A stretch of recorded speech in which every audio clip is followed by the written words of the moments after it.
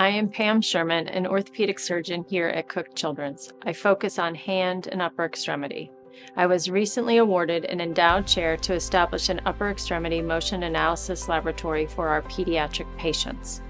We plan to establish both marker and markerless motion systems to be able to identify which system may best serve to evaluate the specific upper extremity pathologies and then predict both surgical and non-surgical treatment. The patient populations that will be served include our neuromuscular patients with cerebral palsy and other disorders, syndromic conditions with motion limitation like arthrogryposis, and brachial plexus birth injuries. In addition, we plan to use this as an evaluation and training system for injury prevention and performance improvement for our rapidly growing pediatric sports population. In association with our sports facility, we plan to use this leading technology to develop treatment and training protocols to serve our upper extremity athletes such as throwers, tennis players, golfers, and more, and as an additional unique service for these athletic training sector established by our orthopedic and sports medicine department. This provides an opportunity to serve the over 5,000 patients seen by our sports medicine team each year. While upper extremity motion analysis is not new, few standardized protocols exist, and there are few frameworks for motion analysis of the upper extremity. There's even more limitation when identifying specific conditions and injuries that affect our pediatric patients. The Endowed Chair program will evaluate multiple analysis tools and compare the benefits with treatment and outcomes of the various systems in the upper extremity. By evaluating different motion capture systems, we hope to establish standards for upper extremity motion analysis evaluation, and this is important to guide research, improve compatibility among centers, and enhance the integration of results, thus allowing for more meaningful treatments and outcomes. To support this motion lab and its research and treatment, the second arm of my endowed chair will create database registries of our patients. This will allow for treatment monitoring, screening, and injury prevention. These registries will allow us to support the enhancement and facilitation of quality healthcare and improve screening and safety, along with providing data on the various conditions, illnesses, and injuries that we treat.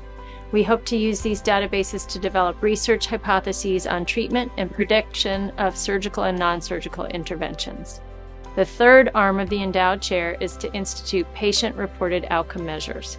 These standards provide a patient perspective on disease and treatment, and these are especially important in orthopedics, but relevant to all areas of healthcare. It allows us to capture outcomes that are important to patients and directly measure treatment benefits that are most important to patients and families. It will provide unique insight into our patients' experience with their symptoms, quality of life, function, values, and preferences. This places priority on what matters to the patient in treatment and decision-making. What makes this endowed chair unique? This will make us the only pediatric institution in Texas with an upper extremity motion analysis lab. This motion lab adds to our already existing lower extremity lab and recently established respiratory motion lab in Prosper. Pioneering the use of different systems, we hope to create standards that identify the best way to evaluate and treat complex upper extremity conditions that we treat each day.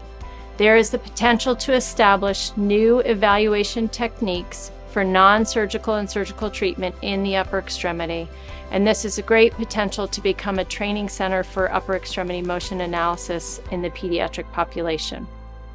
As of October 2024, we have already found an interested group of collaborators both within our institution with our neuroscience department and the pulmonary department with their motion analysis systems. In addition, we have embarked on some really exciting opportunities to work with our local universities and their kinesiology and biomechanics departments at TCU and UT Arlington.